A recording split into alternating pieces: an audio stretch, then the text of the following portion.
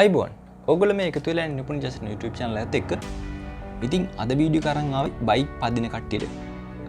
ඉතින් ඔයා දන්නවද බයික් එක සාමාන්‍යයෙන් ඇක්සලරේටර් ඇල්ලුව ගමන් නවතින්නේ ඇයි කියලා.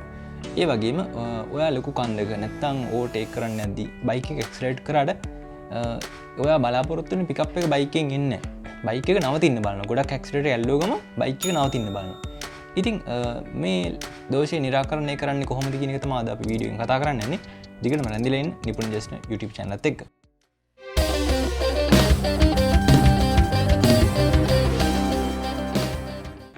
ඉතින් මේ මෝටර් සයිකල් එකේ ඇක්සලරේටර් එක ඉක්මනට ඇල්ලුව ගමන් එන්ජින් එක නවතිනවා නම් ඒකට හේතු ගොඩක් තියෙනවා. ඒකෙන් පළවෙනි හේතුව විදිහට ගන්න පුළුවන් ඔයාගේ පෙට්‍රල් ටැප් එක රොඩු හිරලා තියෙන්න පුළුවන්. ඒ වගේම පෙට්‍රල් ෆිල්ටර් එක තියෙනවනේ. ඒ කියන්නේ පෙට්‍රල් ටැප් එකේ ඉඳලා කාබරේටර් එකට පෙට්‍රල් යන තැන මැද තියෙන ෆිල්ටර් එක. ඒ ෆිල්ටර් එකේ රොඩු හිර වෙලා තියෙන්න පුළුවන්. ඉතින් මේ දෙකම නෙමෙයි නම් ප්‍රශ්නේ තියෙන්නේ ඔයාගේ කාබරේටර් එකේ.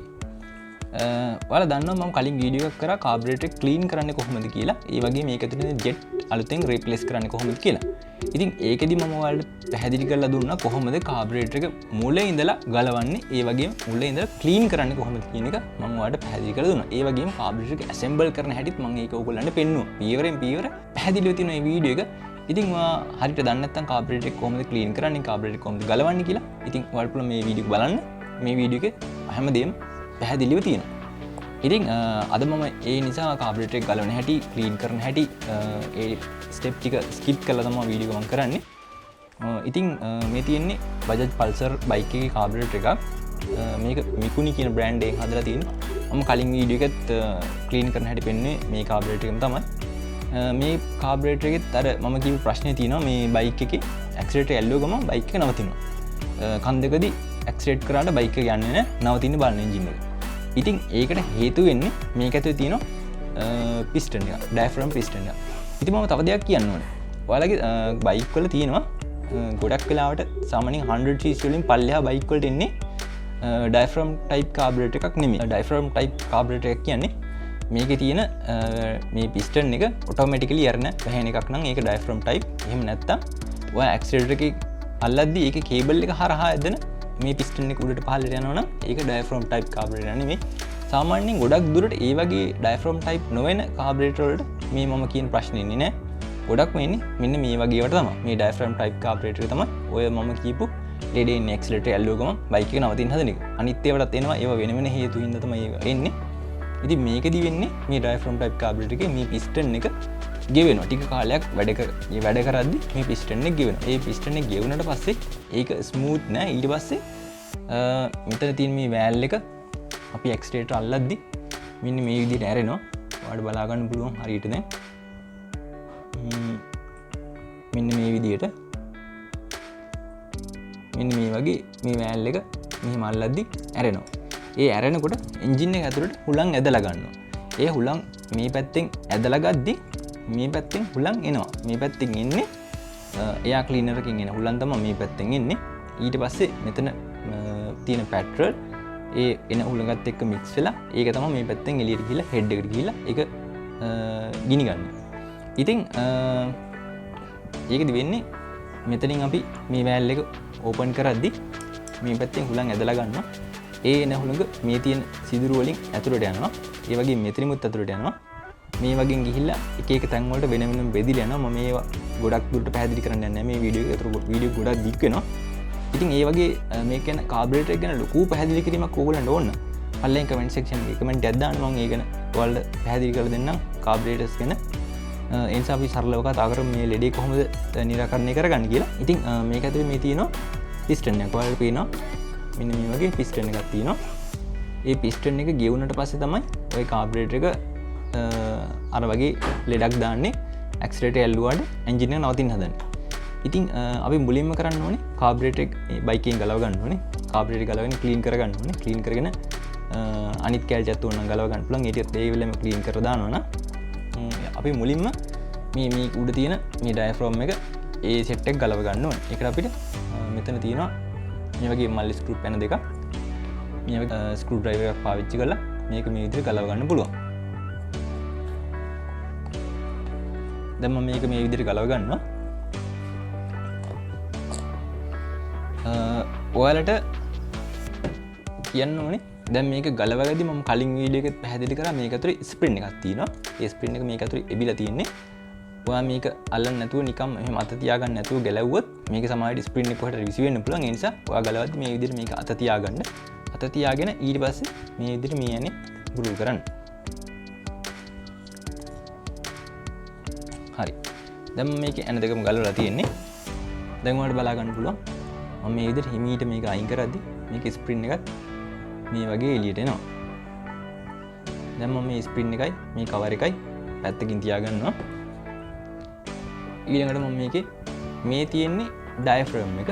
මේක හරියට නිකන් බැලුන් එකක් වගේ. මේක ඇතුලේ තියෙන මේක යට තියෙනවා මේකේ පොඩි රූම් එකක්. ඒක ඇතුලට මුලම් පිරෙනකොට ඒකට තමයි මේක පිස්ටන් එක මෙහෙම ඇදිලා උඩට ඉස්සෙන්නේ. ඒතකොට තමයි මේ පැත්තෙන් පෙට්‍රල් මික්ස් වෙලා එහා පැත්තට යන්නේ. ඉතින් මම මේ කැල්ල මේ විදිහට ගලව ගන්නවා. මෙන්න මේ විදිහට. හරි. දැන් මම මේ කැල්ල පැත්තකින් තියාගෙන මේක මේ විදිහට තමයි තියෙන්නේ. ඔයාලට බලාගන්න මේක ඇතුලේ වෑල් තියෙනවා. මේ වගේ. ඕවා ගැන තමයි හුලං ඇතුලට ඇදිලා මේක හුලම් පිරෙන්නේ. හුලම් පිරෙනවා තමයි මේක උඩට යන්නේ. ඉතින් ඔයාලට මම කලින් කිව්වා වගේ ඔයාලට ඕන නම් කමෙන්ට් එකක් දාන්න වීඩියෝ එකක් දාන්න කියලා මේ කාබරේටර්ස් ගැන. ඒක නම් වීඩියෝ එකක් පස්සේ ඔයාලට අරන් එන්නම් පැහැදිලි කරලා කාබරේටර් එක කොහොමද වැඩ කරන්නේ කියලා. ඉතින් ඔයාලට පෙන්වන්න ඕනේ දැන් ඔයාලට හොඳට බලා ගන්න පුළුවන් මේක එක පැත්තක් ගෙවිලා තියෙනවා. මම හිතනවා ඔයාලට හොඳට පේනවා ඇති කියලා. මේ පැත්ත සම්පූර්ණයෙන් මේක ගෙවිලා තියෙනවා. ඉතින් මේක අපි අතින් ඇල්ලුවාට ලොකුවට දැනෙන්නේ නැහැ. නමුත් මේක මේ ඔටෝමැටිකලි වැඩ කරද්දි මේ ගෙවිලා තියෙන නිසා මෙතනින් හුලං එළියට ලීක් වෙන්න පුළුවන්. ඒ වගේම මේක ගෙවිලා තියෙන නිසා මේක මග හිර වෙන්නත් පුළුවන්. ඉතින් මේක හිර වුණා කියන්නේ මෙතනින් පෙට්‍රල් ඕන තරම් මේකට මික්ස් වෙලා එන්නේ නැහැ. ඉතින් ඒකට අපිට මේක රිපෙයාර් කරන්න නම් බෑ මේක ඇල්ල. මේක තියෙන විදිහට මේක ගොඩක් ස්මූත් වැඩ කරන්න ඕන පාර්ට් එකක්. ඉතින් අපිට කරන්න තියෙන්නේ මේක ඇල්ල රීප්ලේස් කරන එක. මම තව දෙයක් කියනවා. ඉතින් මේ වීඩියෝ එක බලන කට්ටියට මම අද බෝනස් ටිප් එකක් දෙනවා. දැන් මේ වගේ කාබරේටර් එකේ මේ ඩයෆ්‍රෑම් පිස්ටන් එක මේ වගේ ගෙවිලා නම් තියෙන්නේ. මේක ඔයා අලුතෙන් රීප්ලේස් කරගන්නකම් ඒ කියන්නේ සාමාන්‍ය මාසයක් විතර යනකම් ඔයාට ටයිම් එක තියාගන්න පොඩි ට්‍රික් එකක්. ඒ ට්‍රික් එක කරාට පස්සේ මේ කාබරේටර් එක සාමාන්‍ය විදිහට වැඩ කරන ඇක්සලරේටර් ඇල්ලුවට බයි එන්ජින් එක නවතින්නේ නැහැ. ඒක හැබැයි හැමදාටම කරන්න බෑ. ඒක ටෙම්පරරි සොලියුෂන් එකක් විතරයි. ඉතින් වීඩියෝ එක දිගටම බලන් ඉන්න මම ඒකත් ඔයාලට කියලා දෙන්නම් කොහොමද කරන්න කියලා. මුලින් අපි මේක හදන විදිය බලමු. ඉතින් ඔයාලට කරන්න තියෙන්නේ මේ කෑල්ල කඩෙන් ගන්න ඕනේ. කඩෙන් ගද්දී ඔයා මතක ඇතුව මේ පරණ එක අරන් යන්න. අරන් ගිහිල්ලා මේ විදිහටම ඔයාගේ බයික් එකේ මොඩල් නම්බර් එක කියලා ඒ විදිහට පාර්ට් එක කියලා ඊට පස්සේ අරගෙන මේකට තියලා චෙක් කරලා බලන්න මේ සයිස් එකටම හරියටම තියෙනවද කියලා. මොකද සාමාන්‍යයෙන් මේ ඔක්කොම එක වගේ වුණාට ඒවා වෙනස් වෙන්න පුළුවන්. එකින් එකට වෙනස් වෙන්න පුළුවන්. පොඩි දශම ගණන් වලින් වෙනස් වෙනවා. ඒතකොට මේකට හරියට දාගන්න බැරි විවාට. ඒ නිසා මේක කොකටත් ඔයා අරන් යන්න. අරන් ගිහිල්ලා මේක බලලා ඒ විදිහට මේ කැල්ලක් ගේන්න. එතකොට මම දැන් එකක් අරන් ආවා. මේ තියෙන අලුත් එක. දැන් ඔයාලට බලා ගන්න පුළුවන් මේ දෙකේ වෙනස කොයි වගේද කියලා. දැන් මේක මේ අලුත් එක ගොඩක් මේක නම් හොඳට මේ ස්මූත්ලි තියෙනවා. මේක ගොඩක් හයි වෙලා තියෙන දැන් පරණේ ඉඳලා. එතකොට මෙහෙම බලද්දි ඔයාලට බලා ගන්න පුළුවන් මේක හොඳට තියෙනවා. මේක මොකුත් ගෙවිලා මොනවත් වෙලා නැහැ, ඩැමේජ් නැහැ. ඒ වුණාට මේක මේ පැත්තක්ම ගෙවිලා තියෙනවා. ඉතින් මේක ඔයා කඩෙන් ගද්දි ඔයාට මේ වගේ නීඩල් එකක් නම් හම්බ වෙන්නේ. සාමාන්‍යයෙන් ඔයා සමහර විට ජෙනුයින් ප්‍රොඩක්ට් එක ජෙනුයින් පාර්ට් එකක් ගත්තොත් ඔයාට සමහර විට නීඩල් එකත් එක්කම ගන්න පුළුවන්. හැබැයි ලොකු ගාණක් වෙනවා ජෙනුයින් පාර්ට් එක. ජෙනුයින් පාර්ට්ස් දාන්න පුළුවන් නම් ගොඩක් හොඳයි. නමුත් මේක නම් ඩුප්ලිකේට් එකක්. මේකේ මේ නීඩල් එක ඇවිල්ලා නැහැ. ඉතින් අපිට සිද්ධ වෙනවා මේ නීඩල් එක ගලවලා මේකට ෆිட் කරගන්න. දැන් බලමු අපි කොහොමද ඒක කරන්න කියලා. මුලින්ම ඔයා මේ නීඩල් එක මේ විදිහට ගලව ගන්න ඕනේ. මේක ඇතුලේ තියෙන පොඩි ඇන දෙකක්. ඇන දෙකක් වගේ මේක ඇතුලේ පොඩි ස්ප්‍රින් එකකින් මේක හිර කරලා තියෙන මේ නීඩල් එක. මේ වලට පේනවා. මේ විදිහට මේක ඇතුලට යනවා. ඒ නිසා මේකත් ගලව ගද්දි ගොඩක් පරිස්සම් වෙන්න ඕනේ. මොකද ස්ප්‍රින් එක කොහෙට විසිරුණොත් එහෙම ඒක ආයෙ හොයන්න හම්බ වෙන්නේ නැහැ. ඒ නිසා දැන් මම මේක මුලින් මේක ගලව ගන්නම්.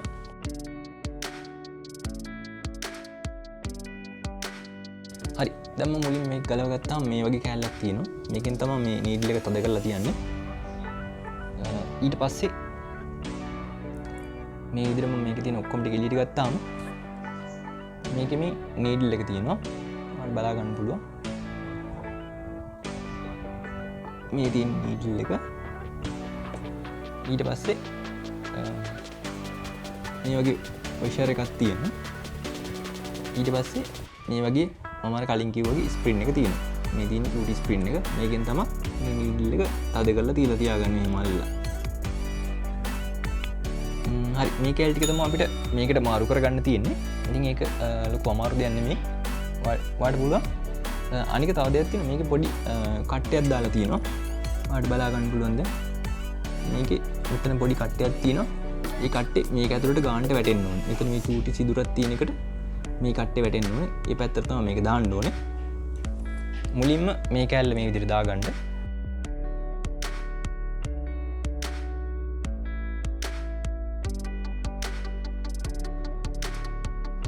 දාලා මෙහෙම කරකවලා බලන්න මේක කැරකෙනවද කියලා. ඒ කියන්නේ හරියට මෙහෙම කැරකෙන්නේ නැත්නම් මේ කට්ටේට ගානට මේක වැටලා තියෙන්නේ. ඊට පස්සේ වා දාගන්න වොෂර් එක. වොෂර් එකක් දාගත්තට පස්සේ වාට පුළුවන් මේ කැල්ල දාලා මේක හිර කරන්න. මේකේ දානකොටත් මේකේ පොඩි පැත්තක් තියෙනවා. ඒ පැත්ත හරියට බලලා දාන්න. මේකේ ඔයාලට බලා ගන්න පුළුවන් එක පැත්තක් ඇතුළට හැරිලා වගේ තියෙනවා. ඒ පැත්ත යටට දාන්න. මේ පැත්ත උඩට දාන්න. මේ අතර තියෙන විදිහට මේක දාලා මේ යන දෙක අල්ලන්න. ඊට පස්සේ ඒකේ වැඩි හරි. ඊට පස්සේ අපිට මේක කෙලින්ම මේ කාබරේටර් එකට මේ විදිහට දාන්න පුළුවන්. මෙහෙම දාලා මේක ගාන්න මේ රබර් එක මේ ගෲව් එකට වැටෙන විදිහට ගාන්නට සෙට් කරගන්න. ඒ වගේම මෙතන පොඩි තව කෑල්ලක් එළියට තියෙනවා. ඒ කෑල්ල වැටෙන්න ඕනේ. මේකෙත් පොඩි කට්ටයක් කපලා තියෙනවා මෙතන. මේ කට්ටේට සෙට් වෙන විදිහට මේක මෙහෙම දාගන්න. මෙතන මේකට සෙට් වෙන විදිහට මෙන්න මෙහෙම දාගන්න. ඊට පස්සේ ඔයාලට පුළුවන් මේ ස්ප්‍රින් එක මේකට දැම්ම මේ කෑල්ල මෙතනින් වහන්න තියෙන්නේ.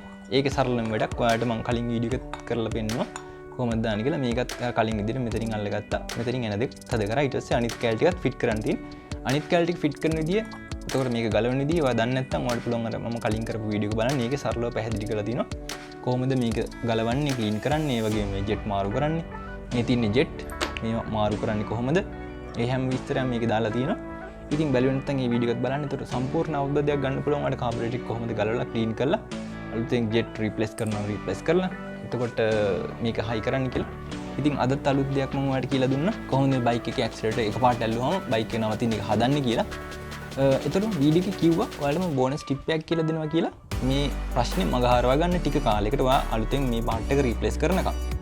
ඒකට කරන්න තියෙන්නේ ඔයා පෙට්‍රල් සාමාන්‍යයෙන් හිතන්නකො ලීටර් 2ක් විතර දානවා කියලා. එකවර ලීටර් 2ක් දානවා නම් ඔයාට 2T oil දාන්න ඕනේ. 2T oil කියන්නේ 2 stroke engine oil පාවිච්චි කරන oil එකක්. ඒ oil එක ඒ කියන්නේ පෙට්‍රල් එක තමයි කලවම් කරලා දාන්නේ. එහෙම නැත්නම් වෙනම 2T pump එකක් තියෙන 2T මේ can එකක් තියෙනවා.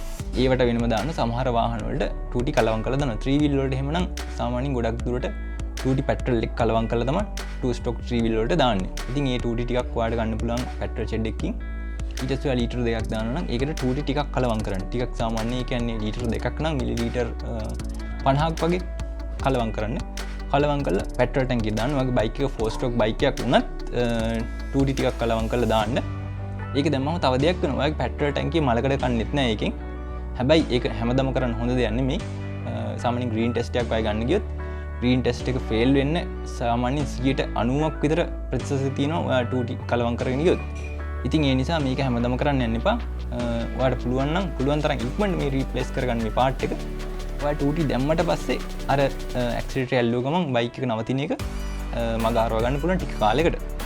ඉතින් මම හිතනවා ඔයගොල්ලෝ මොන හරි අලුත් දෙයක් ඉගෙන ගත්තා මේ වීඩියෝ එකෙන් කියලා. ඉතින් මේ වගේ ටෙක් ගැජට්ස් කියන වීඩියෝස්, travel videos, මේ වගේ machine parts repair කරන videos, මේ වගේ තාක්ෂණික දේවල් ගොඩක් දැනගන්න පුළුවන්. ඔයා පල්ලෙහා තියෙන රතු පාට subscribe button එක click කරලා නිපුන් ජයසේන YouTube channel එක subscribe කරොත් ඉතින් දිගටම රැඳිලා මේ වගේ අලුත් වීඩියෝ එකකින් ආයෙත් හම්බ වෙනකම් අදට මම ගිහින් එන්න. ඔයගොල්ලන්ට සුබ දවසක්.